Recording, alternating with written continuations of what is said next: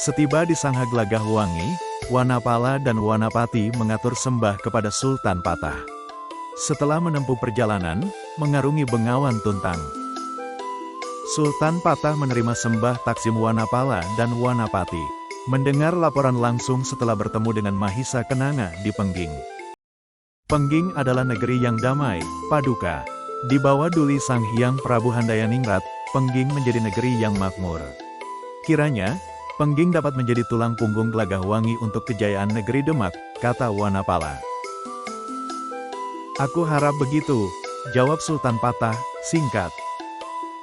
Pertahanan Demak dari serbuan luar cukup kuat, Paduka, ujar Wanapala, lagi.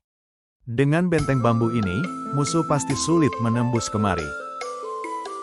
Aku tidak mengkhawatirkan Glagahwangi, Wanapala. Aku mengkhawatirkan kekuatan Portugis semakin kuat. Apalagi setelah Portugis berhasil menaklukkan Malaka. Benar, katamu, Nakmas. Portugis telah menguasai Malaka, pusat perdagangan di wilayah barat. Kita harus membayar pajak yang tinggi setiap kapal-kapal kita melintas di samudera. Apalagi, Portugis telah mengikat janji dengan Raja Sunda. Portugis sudah hendak mendirikan benteng pula di Sunda Kelapa. Mereka akan menguasai lautan dan pelabuhan kita, ujar Maulana Maghribi, penasehat Sultan Patah. Apa yang sebaiknya kita lakukan, ya Maulana? Tanya Sultan Patah. Kita harus memperkuat Glagahwangi. Kita pun harus tetap siaga dan menunggu kabar dari Amparan Jati, jawab Maulana Maghribi. Kita tidak bisa gegabah. Kita harus menyatukan kekuatan untuk mengalahkan Portugis, lanjut Maulana Maghribi. Mereka adalah pasukan barbar yang dikirim kemari. Aku sangat mengenal watak mereka. Sementara Maulana Maghribi dan Sultan Patah bertukar pikiran. Wanapala dan Wanapati memohon undur diri. Keduanya menemui saudagar Oe yang sudah menunggu di pelabuhan. Kami telah mengirimkan barang-barang Anda ke Pengging, Tuan Oe. Mereka sangat suka sekali, ujar Wanapala, membuka obrolan. Bagus sekali, Tuan Wanapala. Kepada Anda, kami menaruh harapan. Kami telah membawa banyak barang dari berbagai negeri, sahut Tuan Oe. Jika Tuan berkenan, kami akan melipat gandakan modal kami. Asalkan Tuan Wanapala memberi kepuasan kepada kami, lanjut Tuan Oe. Tuan Oe tidak perlu khawatir. Apalagi, Yang Mulia Sultan Patah telah memberi kuasa kepada kami untuk mengatur perdagangan di Demak, kata Wanapala. Kalau begitu, sungguh sangat menggembirakan. Kebetulan, kami memperoleh barang bagus dari Malaka, sahut Tuan Oe. Yang Mulia Sultan Patah tidak menyukai Portugis. Pasti beliau akan curiga kepada kami. Barang apakah gerangan? Tanya Wanapala. Pokoknya barang bagus. Tuan tidak akan menyesal karena akan mendapat keuntungan yang sangat besar, sahut Tuan Oe.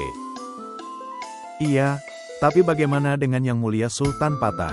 Kami akan dihukum berat jika menyalahi janji kami kepada beliau, jawab Wanapala.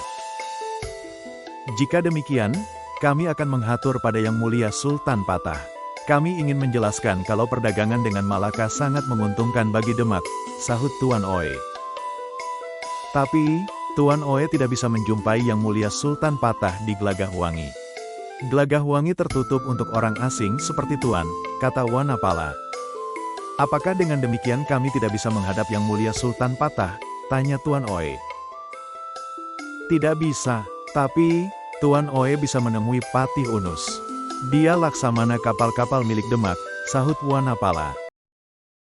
Patih Unus, raja di laut dari Demak. Nama yang tak asing di telinga, sahut Tuan Oe. Dia pemilik armada terbesar di samudera yang disegani Portugis. Demikianlah, Patih Unus dikenal di lautan. Dia yang memegang kendali armada-armada milik Demak, sahut Wanapala. Kalian bisa memberi usulan pada beliau. Seusai bertukar pikiran dengan Maulana Maghribi, Sultan Patah pulang ke istana. Namun, tiba-tiba kepalanya terasa berat. Dia terjatuh tak sadarkan diri. Punggawa istana kaget. Sultan Patah pun dibopong dibawa ke peraduannya. Wajah Maulana Maghribi tampak muram. Mulutnya tak berhenti, berkomat kamit, menyaksikan mata Sultan Patah yang terpejam. Sesekali, Ia menaruh telapak tangannya di punggung tangan Sultan Patah. Sultan Patah menarik nafasnya, pelan. Dadanya naik turun.